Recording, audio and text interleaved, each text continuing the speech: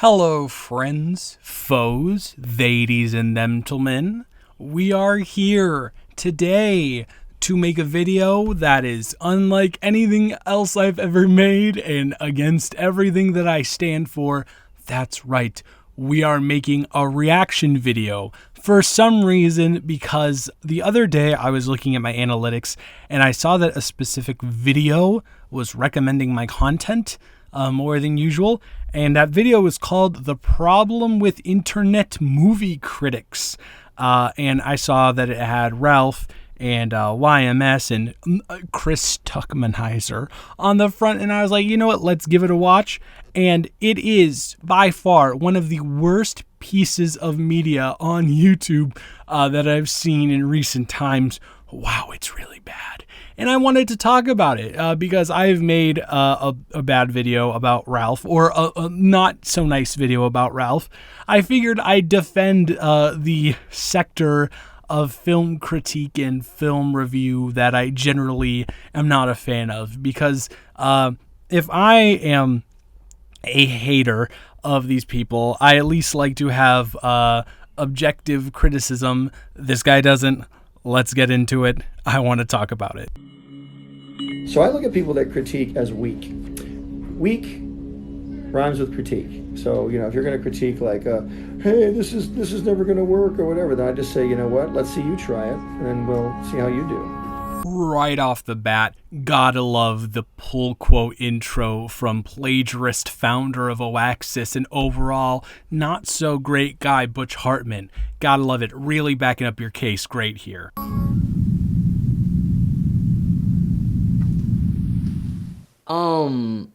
A lot of movie critics don't really understand movies.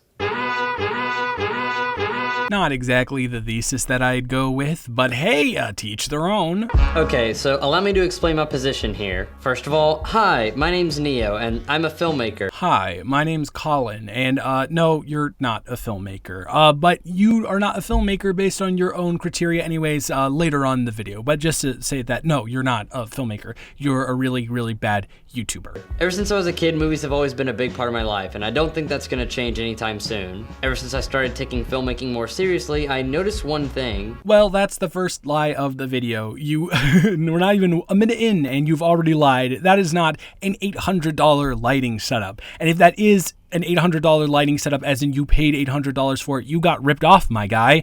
You can get a key light and a fill light that look exactly like that for like $200 on Amazon. So let's tone down the superiority complex and maybe actually tell the truth for once. When you start to learn more about the creative process behind something like filmmaking, you start to gain respect for directors that you used to think were not that great. For example, Michael Bay. Now, Michael Bay is a director that's been criticized by pretty much every person with an internet connection. He's been criticized for focusing too much on CGI and not on practical effects. He's been criticized for having too much product placement in his movies, and he's been criticized for hiring mediocre actors in a lot of his movies, as well as a slew of other things. I mean, sure, yeah, but like all directors get criticized for certain things, and for the record, the most prominent criticism I've heard about Michael Bay is the fact that he overly sexualizes all of the women in the Transformers series. He's toned it down a little bit in his more recent projects, but it was pretty rough in the early 2010s, late 2000s. However, what a lot of people fail to realize is that directors producing bad or mediocre films do not equate to them being a bad or mediocre director. As a matter of fact, I would argue that a lot of the things that people would call flaws in his films aren't flaws at all. People say Michael Bay uses CGI too much and not enough practical effects, yet they don't seem to understand that practical effects are expensive. I don't really know what he's going on about here. People don't criticize when there's too much CGI in the film, generally, I've seen. They criticize when the CGI is bad. And for the Transformers films, sometimes it can get not great, especially in the second and the third one. So yeah, I don't really think that's a valid criticism, but hey, let's see what else he has to say. Just because a film has a lot of CGI and not very many practical effects, that doesn't mean that the filmmakers are lazy. It's easy to accuse Hollywood directors of being lazy when you don't know what percentage of the budget actually went towards visual effects. You see, no one ever thinks that maybe this movie didn't have the budget to do practical effects. Believe it or not, films have budgets, and a certain percentage of that budget has to go towards things like feeding your cast and crew, hair and makeup, set design, insuring all of the gear that's being used on set, and a fuckload of other boring stuff that people don't like to talk about. Absolutely love you mansplaining about what budgets are, brother. However, this is not the series to be making that argument for. You know, practical effects are expensive, and films have budgets. You do know what a budget is, right? Yeah, that works for like other films, but not the Transformers series, which are the Michael Bay films that you seem to be focusing on here. And those movies all had at minimum a budget of $150 million. So yes, they definitely had the money to do practical effects. You see, in Hollywood, a lot of your success is measured by your ability to turn a profit. I don't make the rules, I'm just telling you how it is. Okay, to be fair, let's actually take this into account. He doesn't make the rules. He is just telling us how it is, even though he's been wrong about multiple things.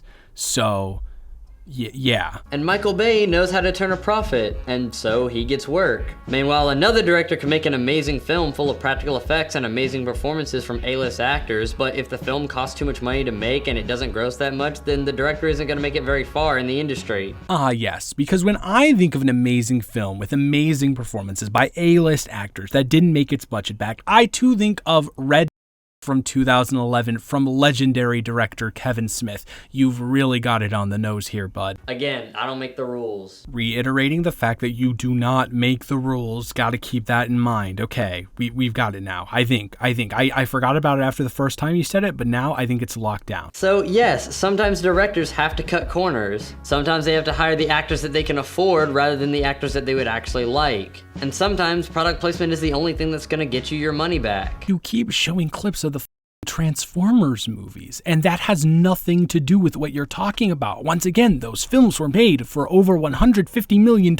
They got the actors they wanted. What are you talking about, dude? When I made my first few short films, and I think about how difficult it was to fund them and how unsuccessful we were in actually earning any of that money back, I realized that sometimes you have to go with what you can actually afford rather than what you would actually want to do. And I'm pretty sure the same rules apply when it comes to big budget filmmaking. Once again, they're not short films. In all technicality, they're short films, but they're student films. Nobody makes their money back on student films. Student films are never good. You know why? Because they're student films, because you are still learning the process of filmmaking. And to even insinuate that you can compare the making and funding and recuperation of a student film to a big budget blockbuster is absolutely heinous. I bring this up because I feel like a lot of movie critics here on YouTube like to go after films as a whole without taking into account a lot of the different factors that go into making a film. The biggest one being the budget. You see, the problem with trying to create an objective standard for film and film criticism is that everything is relative. If you make a movie for just $1, then it's probably gonna be a really shitty movie, but it's probably the best film that you could possibly make for just $1. Yeah, but the budget really doesn't have to do with a lot of the aspects that these critics actually analyze and take apart. For example, does having an off-white balance really have anything to do with the budget, or is it just pure incompetence? Is a shot that's like just diagonal and shaking so much have to do with the budget, or does it have to do with incompetence? I would argue that it is the latter. My point is that I believe film critics should be more attentive to things like budget and a lot of the other steps in the filmmaking process before they just start slamming all of these movies. The thing that critics fail to realize is that mediocre films are pretty much just as hard to make as great films. Absolutely just not true at all. I don't know how this statement is even something that can come in your mind and just be like, oh yeah, this makes sense.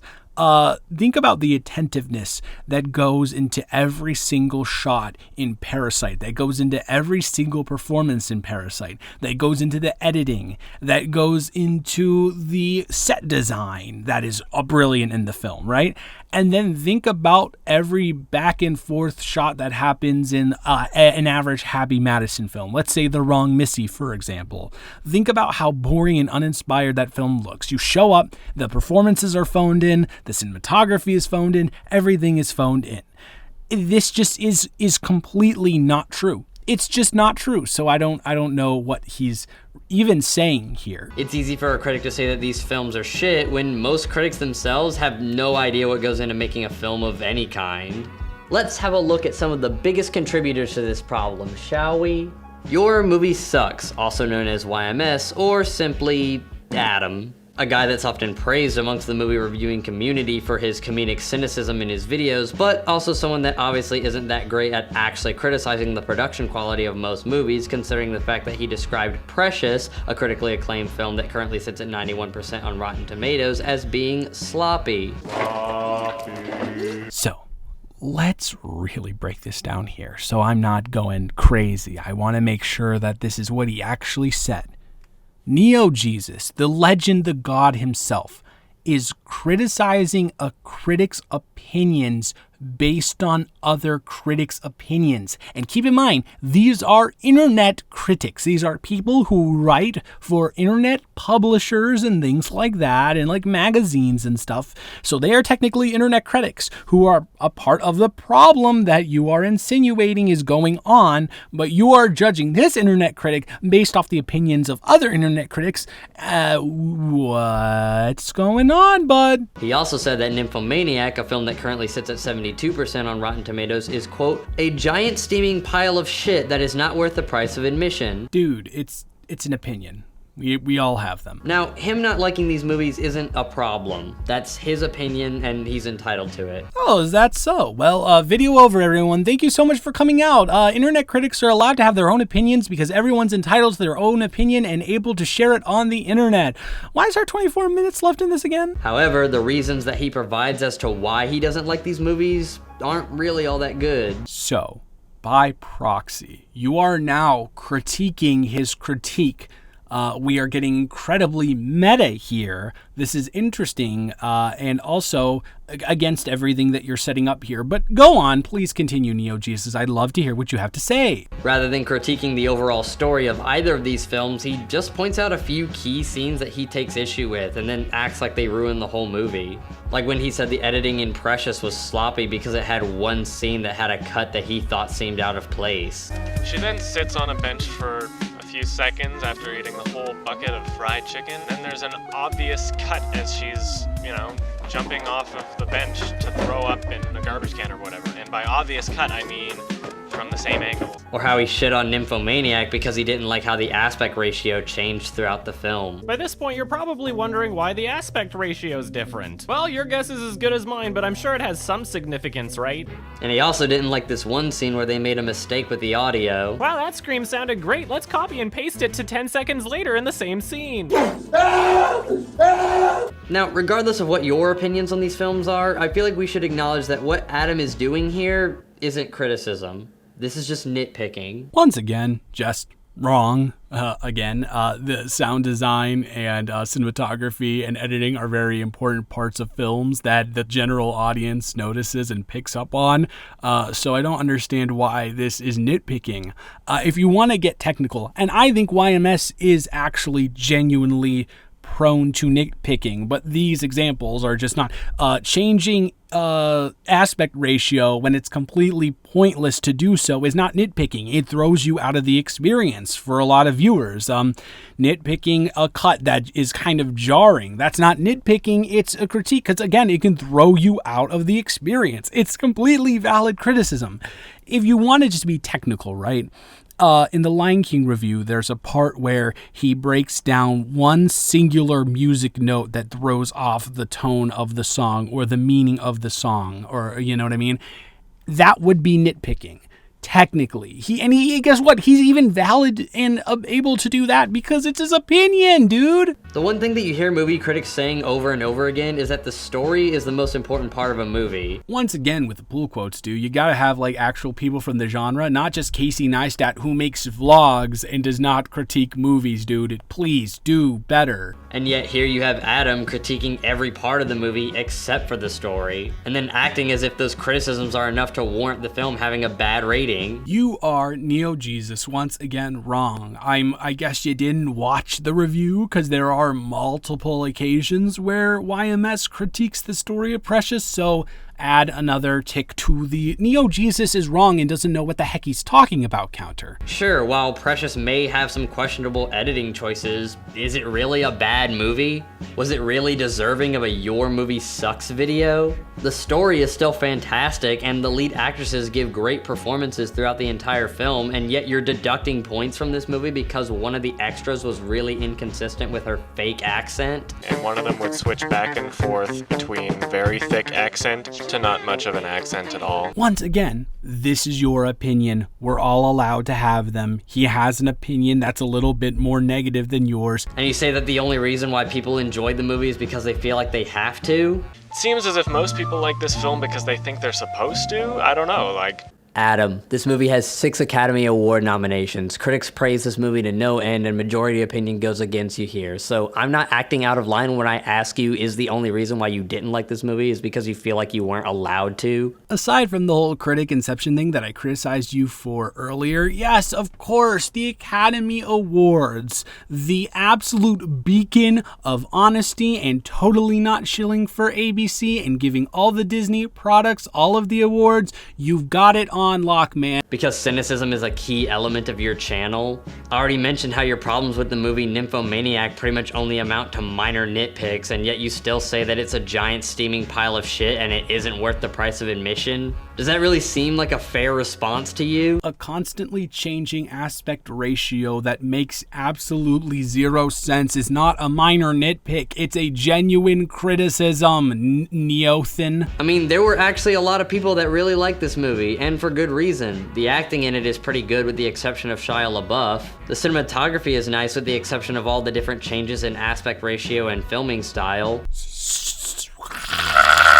So you admit it's a problem! You just said it's a problem, but you said it wasn't a problem, but now it's a problem! It's a nitpick, but then you actually use it in your criticism of the film. I feel like I'm in Psycho Land! What the heck is going on? And the story, while being a bit long and over-dramatized, is really interesting and easy to follow. My biggest complaint is that the poor pacing and the drawn-out editing in this movie makes it hard to realistically sit through all the way. But I'd still say that the movie is at least a 6 out of 10. And guess what, Mr. Jesus himself?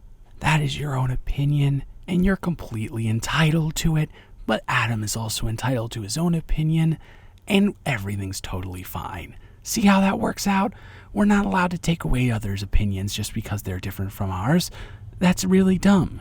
Do you hear that train of justice coming in for your ass? Yeah, it is. It's coming. And you're gonna be completely... Your summary of giant piece of shit, however, is not only needlessly cynical, but it also creates a feedback loop of negativity since people who really like the movie are now insulted that you basically just told them that the movie was a waste of their money. But now you've also given ammunition to the people that didn't like the movie to use to go after the people that did. This creates a really shitty and negative message that generates supporters who thrive on the negativity of hating a movie rather than the positivity of enjoying one. So, let's take a look at this toxic loop of negativity that was created from the Nymphomaniac video based on the comments that he put on screen, because Neo Jesus wouldn't be so irresponsible as to put something on screen that does not directly support his point, because that's just not something Neo Jesus would do. Alright, first a comment about the Hitler clip. Second, a comment about the Hitler clip. Third, a comment about the Hitler clip. 4, a comment about the Hitler clip. 5, a comment about the Hitler clip. 6, a comment about the Hitler clip. 7, a Spider-Man joke. And 8, a Lars von Trier joke. Do any of these things seem to be toxic or negative in any way other than calling out Lars von Trier for being weird for the comment where he says, "I'm a Nazi"? Does that? No, it doesn't. I feel like Adam and most of his followers get more enjoyment out of shitting on a movie that they really hate than they do from watching a movie that they really enjoy. And thus is the branding of YMS, a channel built up on the negativity and cynicism of a sassy know-it-all rather than a channel built up on actual proper film criticism. So do you just not watch his other videos, like his best of insert year here videos where he spends months and months of time watching movies and finding the best ones and talking about why they're so good and why he loves them so much? Or does that just not fit the narrative that you're attempting to push? I think it's the latter again. Take away Adam's snarky and sarcastic delivery from YMS and what do you have? In all actuality, not that much. Cynicism is basically what drives his entire channel, and without his comedic cynicism, his movie reviews wouldn't really hold that much weight considering his own lack of knowledge in how films are actually made. I just don't understand how you can record these lines, listen to them, and be like, yes, I sound intellectual while saying this and also accurate. I don't like the guy. I think his opinions are whack most of the time, and the way that he handles differing opinions is really stupid. But you cannot argue the fact that Adam is a very intellectual person who has a very good ability to break down what makes a movie work and what doesn't make a movie work in their basic, most core elements, even despite all of the nitpicking that you say where critiques, I don't even want to get into that. You're just wrong. Again, I know this one is more subjective than objective, but if you show a YMS video to someone and you ask, hey, does this person seem like they are competent to proficient at taking apart films and what makes them work and don't, they would say yes, I'd say 90% of the time. Also, this entire scene's noticeably dubbed. In this scene, it seems like Adam is criticizing the dubbing for not exactly lining up with the actor's movements, but what I think he fails to understand is that the goal of ADR, or automated dialogue replacement— Dude, sick joke, close-up of the face, ADR, sick joke, loved it, keep doing it— isn't just to sync up with the original audio, it's to produce better audio than what was originally recorded. Maybe the ADR doesn't line up because the dialogue wasn't correct in the original recording. Yes, I am sure that YMS, who has been reviewing films on YouTube and picking them apart for a decade plus, doesn't know the purpose of ADR. Neo Jesus, you know more than all of us about ADR. So if you say that YMS doesn't know what ADR is supposed to do, then I just have to roll with you, man. Take me to my creator. Now you might be thinking, well, they should have just reshot it, but keep in mind that reshoots are incredibly expensive, time-consuming, and sometimes your actors, boom operators, and cinematographers just aren't available for reshoot. What? What are you talking about?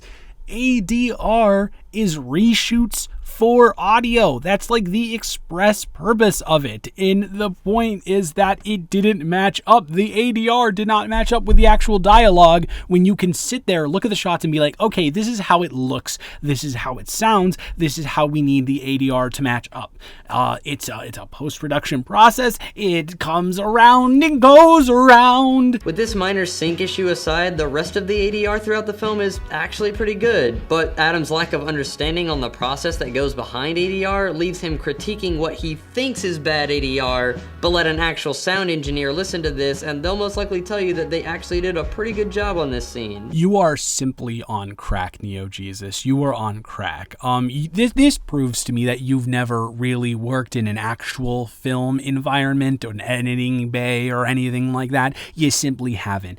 If there is anyone that takes their job more serious than anyone else in a film crew, it is the sound person. I have had many friends who are sound people who will sit in an editing bay for hours on hours on hours working on like a 10-second clip, making it absolutely perfect. A professional sound engineer would rip that apart if the ADR does not match with the actual visual dialogue. They would rip it apart. This is just a guy who makes reviews on the internet. An actual professional in the industry would be much more, they would have much more attentiveness to what's going on. Do you even hear yourself? So if you're going to attack the ADR, then at least take the whole process into consideration. If you don't understand that process holistically, then just don't critique it. Not only that, but why are you even discussing the production of the film? I mean, a movie critic's overall job is to be the voice of the general public and to express the thoughts and ideas of your average moviegoer in a way that they aren't able to do themselves. No, it's not.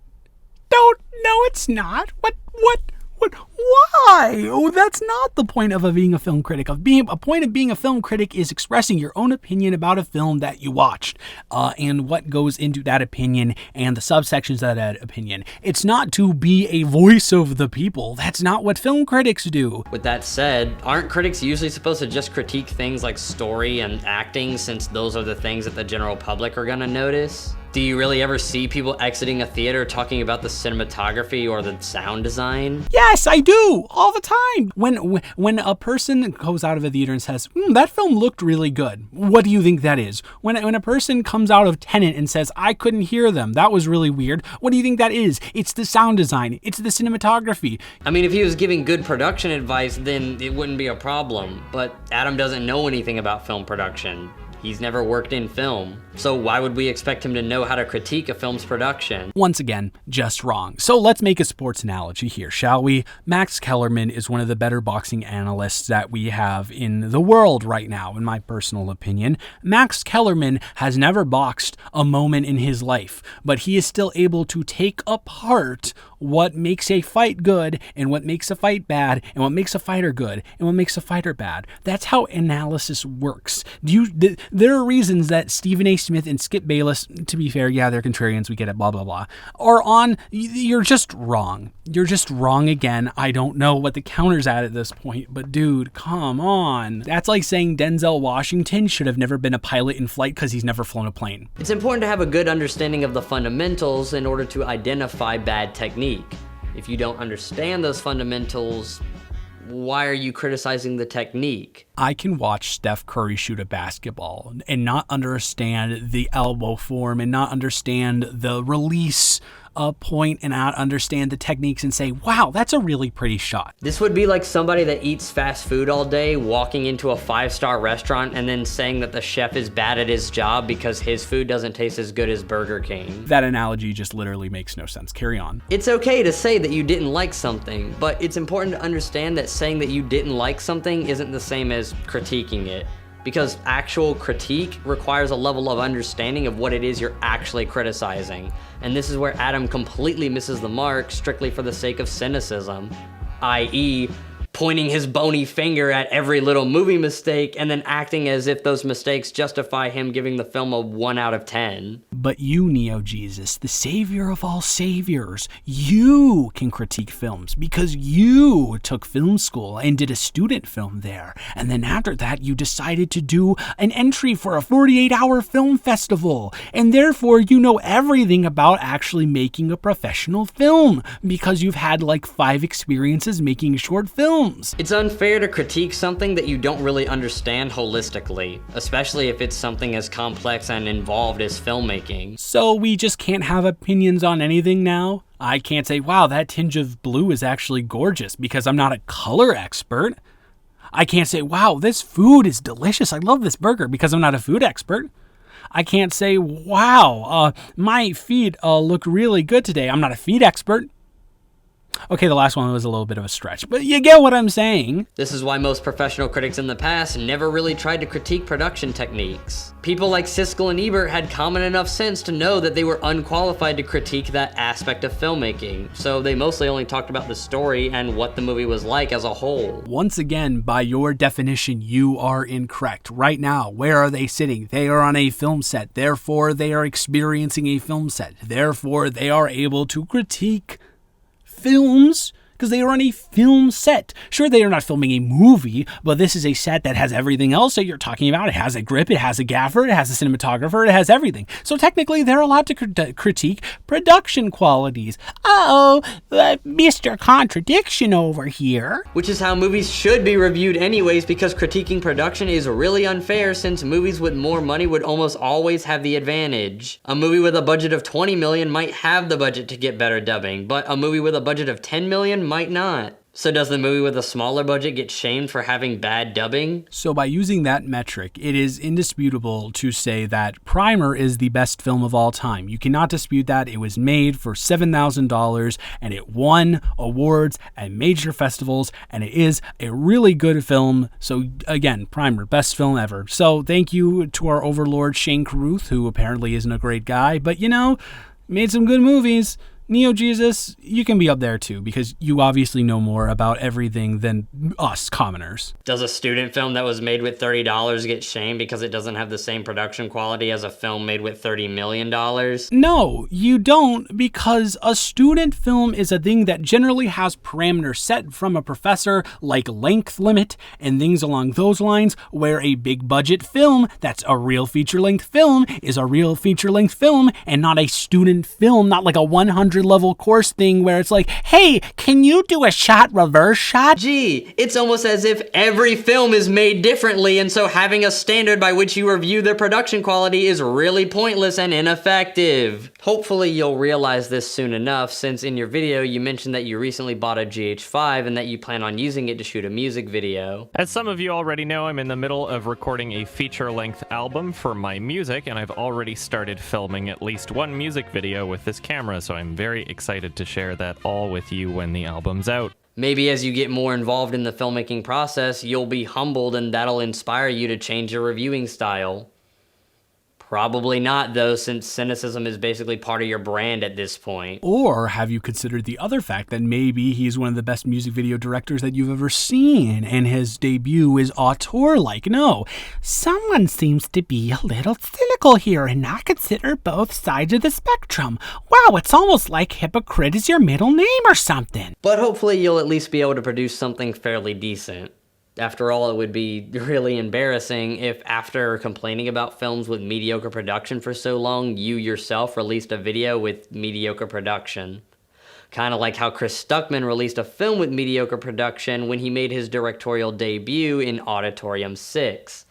Needless to say, it wasn't all that great. All right, going after YMS is one thing, right? Because, you know, I guess he's more on the artsy side of the film critic YouTube spectrum, but oh my god, going after Chris Stuckman, who is one of the kindest people in the community and one of the least pretentious human beings that I've ever seen on YouTube, is nuts. But let's see what he has to say, because I'm sure he's made something better than Auditorium 6, right? As we can see from the trailer, there are a few things about this film that really scream unprofessional.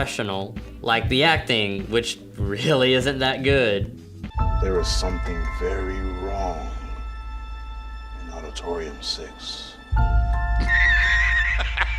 All right, Neo Jesus, you got me on that one. That is actually pretty rough. Even the people in the comment section are going on about how bad the acting is. Once again, there are only 2 comments in all of those comments that he showed that are about how bad the acting is, but you know, we love lying. We love lying here at Neo Jesus Productions. Something about this just seems off. The budget? I think it's the bad acting. Yeah, the acting is trash, but it seems interesting apart from that. Yeah, it's the bad acting. Mostly the lead. He's horrible. Not only is the delivery stilted, but the flow and pacing is all off. Notice how he just randomly yells, "No way," after the manager tells him his speech. It feels rehearsed and unnatural, like someone having earbuds in and yelling, interrupting a conversation. There's no flow. Apparently this short film had a budget of $17,000, which really isn't that much money to make a film with at all. So by your own standards, you have no place to take a dump on this, right? Because you just got done saying that budget matters and everything should be assessed differently, so you should not be able to critique this or give it less than a 5, right? Okay, I just want to make sure we're on the same page, because you couldn't possibly do that. But they shot the whole thing on a red weapon, as seen here in this behind the scenes photo. The cinematography was done by a guy named Greg Krause, a cinematographer with over 15 years of experience. On his website, he has a list of all the gear that he has available for shoots, and believe me, it's quite an impressive list of camera, lighting, and audio equipment. So it's fair to say that most of the gear used on the set of this movie was provided by Greg Krause rather than being rented from another production warehouse. Now, hiring a cinematographer like that would surely cost a lot of money and take up a considerable portion of the film's budget, which leads me to believe that they probably spent more money on trying to make the film look cinematic rather than just hiring good actors. Now, Neo Jesus, the question for $1 million is, can you know that for sure? And the answer is, of course you can't. As someone that dreams to one day become a filmmaker, you would think that Chris Stuckman would know that having good acting is more important than having good cinematography. Once again, you are stating that as if it's a fact, but no, that is your opinion. My opinion is that they are both equal facets in the dichotomy of what makes up a film. But guess what? We're both allowed to have our opinions, whether or not one's more negative than the other. I know that doesn't work in this case, but it has for all the other ones. I mean, they could have just shot the whole thing on a cheap camera like the Canon 7D, which has actually been used on quite a few actual movie sets as a B camera. Wow, first Kevin Smith and now Lena Dunham, you are on the track for cinematic excellence today, my guy. Then he could have used the extra money to hire better actors and a really good grip for the lighting. You see, the reason why there are actual big budget films that still use these inexpensive DSLRs is because they have the lighting crew to make these cameras look just as cinematic as anything coming out of an ARRI or RED camera. Ah yes, the classic big budget film Sound of My Voice, which was made for $130,000. Again, learn how to display examples on the screen for the love of you. With the right lighting, you can make any basic DSLR camera look good. So ideally, when making movies, you should spend a good chunk of your visual budget on lighting and another good chunk on hiring good actors. You're right to an extent, but I'd like to ask you a question, and I think this also proves that you have no idea what you're talking about. How much do you think good actors are? What do you qualify as a good actor? Because here's the thing, right? There's this little website called Backstage, and if you go on Backstage, there are hundreds of actors who aren't involved in the Hollywood system, who haven't hit their big break yet, that are really good, that'll work for really cheap. So while you do have to pay your actors, you can get really great actors for very cheap just about anywhere, in my personal and humble opinion. There are universities you can get acting students from around you. Again, Backstage, there are so many outlets to get really, really good actors who haven't had the privilege of being involved in the Hollywood system yet. So again, you're kind of right, but also in a way you're just wrong again. But instead, Chris Stuckman decided to make the camera one of his biggest priorities, and he gave us a film that looks really good, but is really poorly acted. Now, granted, this is his first short film, and to his credit, he even won a few awards. But all the awards that it won come from film festivals that have websites that look like this, with this weird white square in the corner for some reason. And all the awards that Chris did win had titles like Special Mention and Best Director of Ohio. I would like to say that I do think it's funny that one of the awards won here that he is completely ignoring is Best Ohio Actress, which is a counterpoint to him saying that the acting in the film is bad, which also I can guarantee that he has not seen the film in its entirety. He's just watched the trailer and like, oh, you know, let's base it off of that. Because there's just so many directors hanging out in Ohio. Must have been some pretty tough competition. I thought we didn't like cynicism on the Neo Jesus channel. Come on, man, get it together. In all seriousness, I'm sure he's only going to get better with time. I mean, my first short films didn't have amazing acting or win any fancy awards either. Then again, my first short film didn't have a budget of $17,000 either, so, you know, whatever. Me.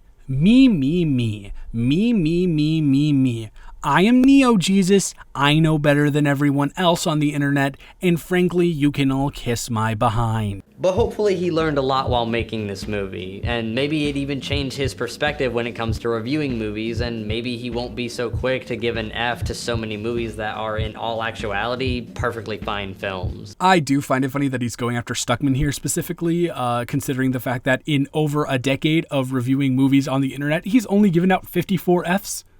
That is an astronomically small percentage. And you know what those films are? Like Wish Upon, the 50 Shades franchise, The Disappointments Room, 9 Lives. These are really bad films. And so I don't know where you're getting at here, Neo Jesus, but do better. A lot of movie critics here on YouTube are so quick to call a movie shit or garbage or the worst movie ever. When in reality, I don't think that even half of them even know what a bad movie really looks like. No, they clearly do. You very clearly haven't seen the Cool Cat review from YMS or the DreamWorks ripoff video from IHE, which stars all of the people that you talk about in this video. But hey, narratives are narratives, man. Do what you gotta do. Now, as a filmmaker, I frequently attend a lot of different film festivals in my local area, and I can tell you that if you're someone that thinks that something like Transformers is a bad movie, then try sitting through 10 short films made by some 13-year-old kid with a cheap DSLR and a Rode video mic. Once again, you are not talking about real movies. You are talking about film festival, 48-hour film festival films made by literal teenagers who don't even know how to make movies. Those aren't real movies. They're not. They aren't compartmentalized in the same category. A lot of local film festivals have entire screening blocks dedicated to first-time directors, and I can tell you that after seeing any of these god-awful short films, you'll be looking at Transformers like it's Citizen fucking Kane. When you compare most big-budget Hollywood productions to the kind of shit that you would see at your average film festival, you'll quickly find out that most movies that come out in theaters are just average. Once again, you're comparing shorts to features, which you just can't do. So I don't know what to say other than get it together, Neo, man. But average isn't marketable to film critics, so what you often get is a lot of people pretending as if every bad movie that comes out is complete and total garbage, and every good movie that comes out is just okay. Like it or not, cynicism sells. Nobody does that. The thing that you're failing to talk about is the fact that when these film critics like movies, they talk about how much they love those movies. YMS has done it. Chris Stuckman has done it. The person that you talk about next in this video has done it. My main issue with this is that these critics are so popular that it has an impact on the general audience and how they view movies. People are often hesitant to actually give a movie a good review because being cynical and spiteful towards 90% of movies is now the norm. And this makes it hard for people to truly see the actual good qualities in films. Critics are not responsible for the actions or thoughts of their audience members. People absolutely hated Suicide Squad, and pretty much every bad thing about the film has already been talked about a million times, but no one ever talks about the good aspects. The costume design, the color grading, the cinematography, all of these were perfectly fine, and they were just as important to the production as everything else, so why are people only talking about the negative aspects? You know what? Despite the fact that he's wrong, again, let's rewind that. The costume design, the cinematography, completely fine. And just as important as everything else in the film, you have once again completely contradicted yourself when you said that Chris Stuckman should have focused on acting, which is a more important thing than cinematography.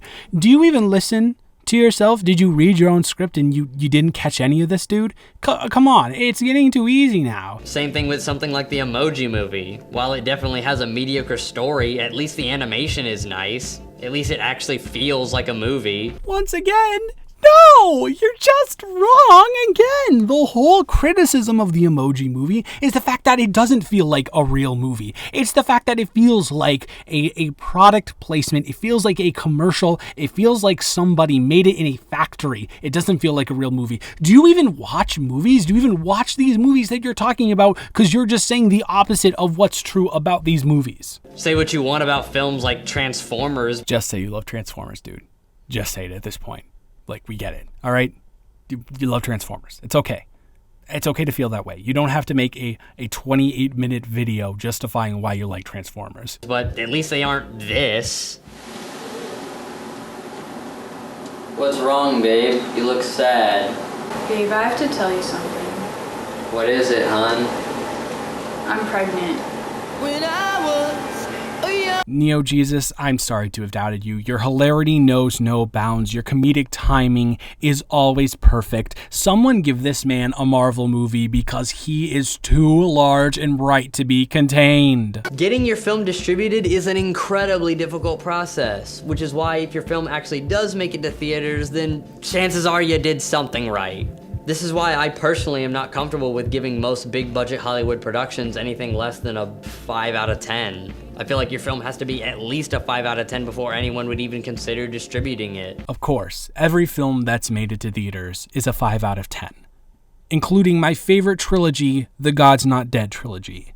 Neo, at a certain point, you're gonna have to separate cynicism and realism and learn to differentiate between the two, because clearly you don't know how to do that. Which is why I think a lot of critics here on YouTube don't understand what a bad movie really looks like, considering the fact that I see tons of these movie critics giving films like 50 Shades of Grey a 2 out of 10. If you have a shitty author take inspiration from another shitty author, it doesn't make a positive movie, it doesn't make a good movie, it just makes shit. It's shit inspired by shit, which creates more shit. It's all negative. Hey, could you like shut the fuck up? A, you're doing the cynicism thing again. B, you're really gonna take a clip of Jeremy Jahns, who has never proclaimed himself to be an analytical film critic. He just reviews movies on the internet, and he's really popular because he gives very general takes about things. This is Jeremy Jahns. He's basically Chris Stuckman with even less talent. You are doing the cynicism thing again, dude. What is going on? Say what you want about YMS, at least his videos actually feel like reviews.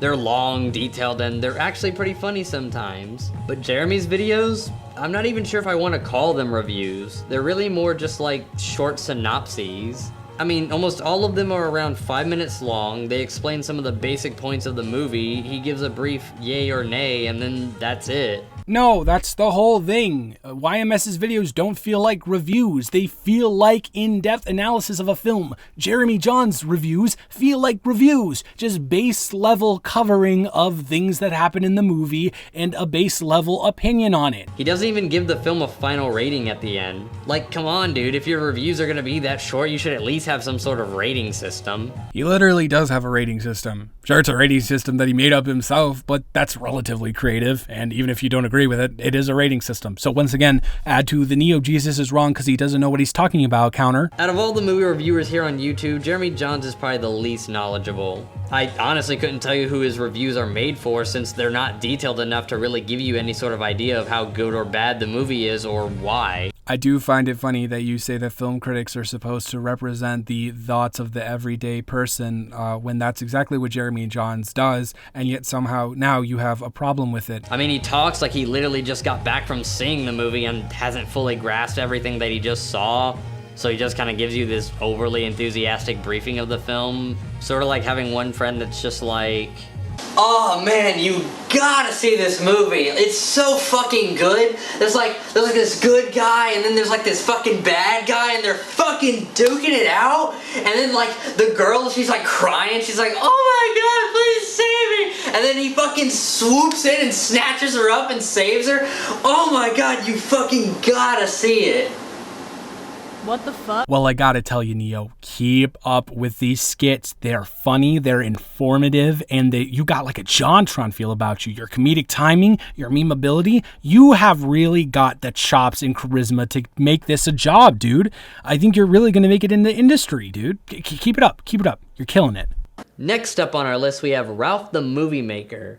And as his name implies, he is, indeed, Ralph. And a movie maker. All right, dude, here's a place that we can bond on. I've made a video that's not so nice about Ralph. You're about to say some not so nice stuff about Ralph. I can tell. And we got this. We're going to make a connection here. This is where we find common ground. Unlike a lot of other movie reviewers, Ralph actually considers himself a filmmaker first and a critic second. And while that is a much better mentality to have, his body of content would lead you to believe otherwise. While Ralph will make the occasional short film, most of what he uploads is just reviews, which isn't really something that filmmakers do. I mean, typically you don't see too many filmmakers get popular by reviewing other people's films. Actually, I don't think that's ever happened. So if Ralph wants to make movies, why does he spend so much of his time making movie reviews? A, that's literally you. You are criticizing yourself. You have like one short film on this channel, and the rest is you talking about movies. B, it did happen. Paul Schrader was a film critic before he became a filmmaker. Well, recently he announced that he's actually going to be spending less time on his Ralph the Movie Maker series and more time actually making films, as well as focusing on some of his more production-heavy videos on his channel. Which is actually really good, because this not only gives him the opportunity to create a much better body of work, seeing as how his movie reviews can't really be used in any kind of professional portfolio, but it also helps him improve as a filmmaker through experience, and this will really help him improve some of the flaws in his current films. right back at you, buddy. Like the mediocre acting and his insistence to always put himself in his own movies. And you know what? You are right here, Neo Jesus.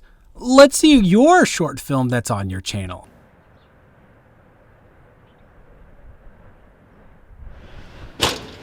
What did I tell you about dealing in front of the store? Who said I'm dealing? Hey, you selling? Hell yeah, what you want? As a drug dealer, it's your job to serve the people and keep the profits coming.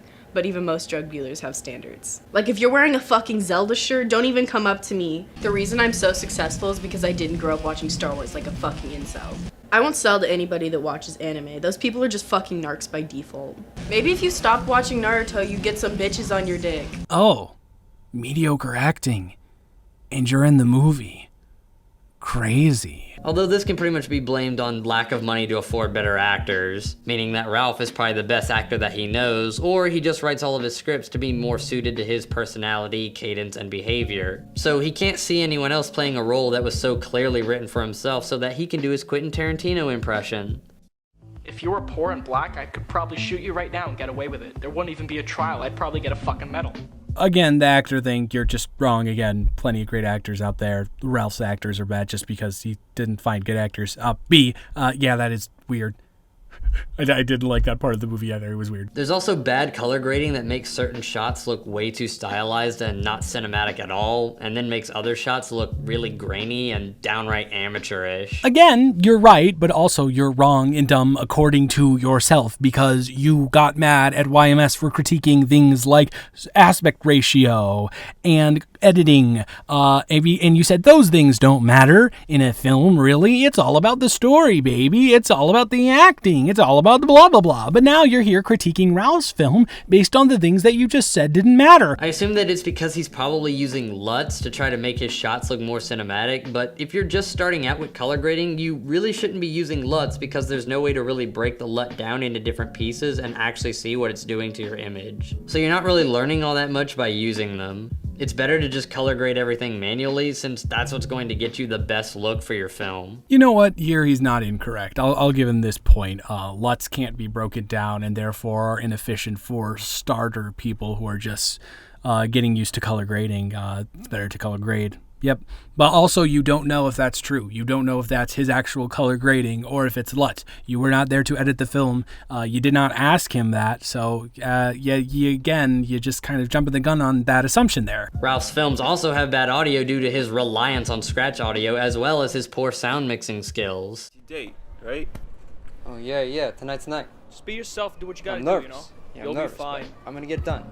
Yes, because this totally sounds like we are actually outside and 15 feet away from the camera. Once again, you're right, but also you just said like 20 minutes ago that none of this matters in the grand scheme of things, and that critics should not critique films based on these aspects.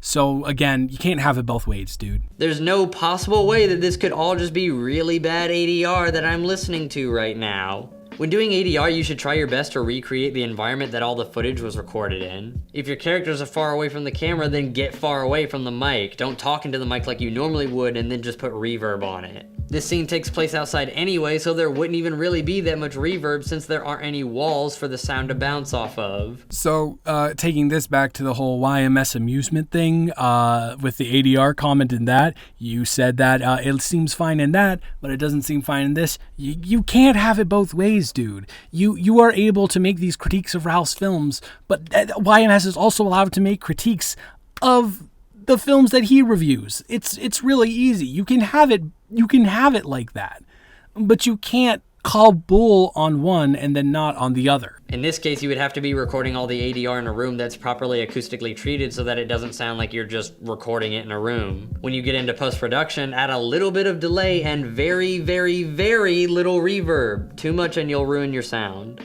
When doing ADR for a scene that takes place outside, compression and EQ will be your best friend. But don't fuck it up now, since adding too much in the low end will make your actor sound like they're right up against the mic, and too little low end will make their voice sound thin and unnatural. This is why having your actors the right distance from the mic is important, since it makes the gap between too much and too little a whole lot wider. Okay, I'm sorry, I forgot. Neo Jesus is the ultimate master of everything film, and he knows how to do basic things with sound editing. How could I forget? I literally worship at the ground you stand on. I will follow you into battle, Mr. Jesus. Just lead the way. This just goes to show you that being able to critique a movie and being able to make a movie are two completely different things. And if you're an aspiring filmmaker, then you should really understand that sitting around watching movies, critiquing movies, and watching other people critiquing movies isn't going to get you that far. You're better off just picking up a camera and making your own movie rather than sitting down and analyzing one. Once again, I agree with your sentiment here. It is better to go out in the field and just do as opposed to learn and watch. But at the same notion, maybe you should heed your own advice. And maybe you should be making a short film instead of making this video, which is poorly conceived and poorly researched. I could go on and on about all of the different movie reviewers here on YouTube that suffer from all of these same problems to varying degrees, but I'd mostly just be repeating myself. The bottom line is that a lot of them talk big game without having the knowledge to back it up. Unlike me, Neo Jesus, who has made every single film in existence ever. There's a huge disconnect between Hollywood filmmakers and the general public. Most people don't really understand what goes into making a movie, and a lot of these critics are no exception. Sure, there's a lot of them that would have you believe that they know what they're talking about when it comes to making movies, but I guarantee you that almost none of them could tell me what a tungsten to fluorescent correction gel does. You didn't even say it right. It's tungsten, not tungsten. And yes, people understand different types of colors and how they work in cameras. Now, I'm not saying that you have to have filmmaking experience in order to give proper criticism of a movie. I don't think that's like been your entire argument this entire time, has been these people haven't had experience on film sets, therefore they shouldn't be able to criticize things because they don't know the inner workings of it. That's been your entire argument. But if you don't know anything about film production, then just don't criticize it. Stick to criticizing the things that the general audience cares about, since that's what you should be doing anyway. As for anyone that actually hopes to be a filmmaker in the future, don't listen to these pseudo-intellectuals try to analyze films, because I guarantee you that you're not going to learn anything useful from watching their videos. That's literally just you. Again. Just because they know how to nitpick their way through a YouTube movie review, that doesn't mean that any of them could actually make a decent movie. And adopting their nitpicky mentality instead of focusing on the more important aspects of your films is just gonna stunt your growth as a filmmaker.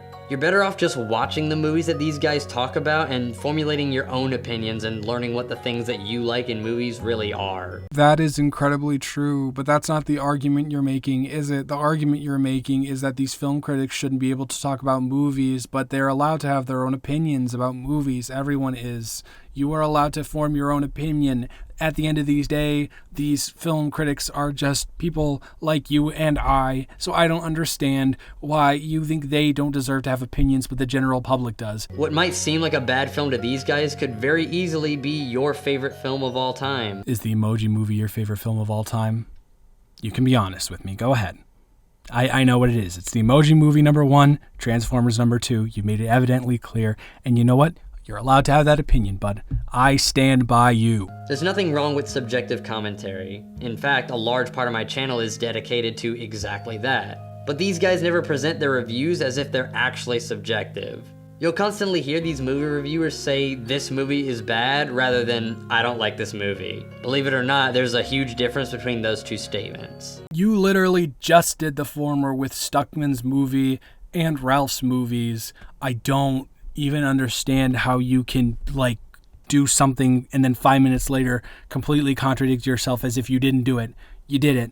So you are one of these critics that you are criticizing. So congratulations, you've grouped yourself in inadvertently with these people that you apparently very much dislike. Hearing one of these movie critics say that a movie is somehow objectively bad is like hearing somebody that listens to rock music all the time say that rap is bad.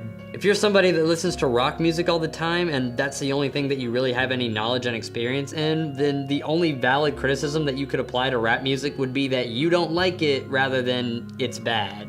Once again, Neo Jesus makes another bad analogy. When comparing rock and rap, there are completely different elements that go into each. There is like guitars and drums and things like that, instruments, pacing, different things like that. Structures. When it comes to a film that is in different genres or something like that, they all have the same aspects going into it. The score, the cinematography. Again, bad analogy by Mr. Neo Jesus. He seems to have a habit of doing this. When you put on this smart person persona and present your criticism as if you're pointing out objective flaws in the way that the film was made, it causes a lot of people to adopt the mentality that, oh, since X or Y smart internet reviewer doesn't like this movie, you and I shouldn't like it either. Critics are not responsible for the opinions or actions of their audiences. It's easy to make movie reviews. Grab a mic, learn Sony Vegas, and tell everyone your uninformed and predictable opinions on whatever the latest movie that everyone has decided is the new worst movie ever. But to make films, you need passion, and drive, and ambition. You couldn't even spell ambition right, dude. You couldn't even spell ambition right. Come on. Come on. And it wasn't even like, oh, you mistyped something. You just completely misspelled it. The effort that you've put into this video, despite saying that you edited it well in another video, is minimum. You have to learn the ins and outs of making a movie, and most of the time you're gonna have to work with a team of people in order to get it done. You have to put in a lot of work to be a filmmaker.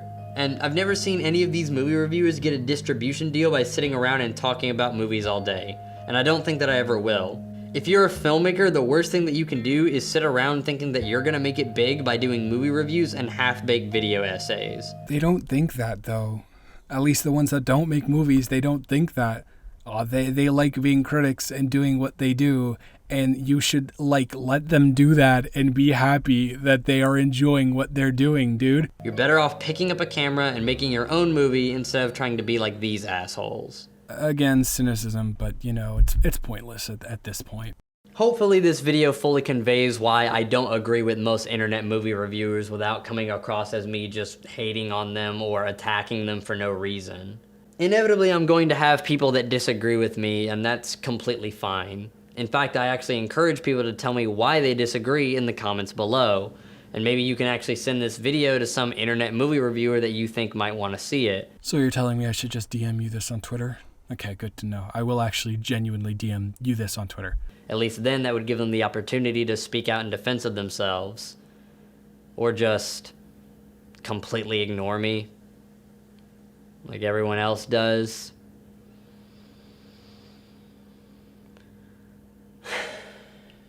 And in the waning moments of this video, I think that Neo Jesus finally unmasks his true self and his true intentions. He is a bitter human being who is jealous that these other creators are doing what he wants to do at a much higher level, enjoying what they're doing, and making money while doing it. Neo Jesus is someone who considers himself better and more well-versed than anyone else on the website, when clearly he's just a kid who's made a couple of short films for 48-hour film festivals, has no actual experience in mainstream media, and is as hack fraud as you can possibly get. Hey, thank you so much for watching. That's about it for me. I hope you have a wonderful rest of your day. Video essay Wednesday, I promise. Either that or a request for classics. And I hope you have a wonderful rest of your day, and I will talk to you in the next one. Goodbye.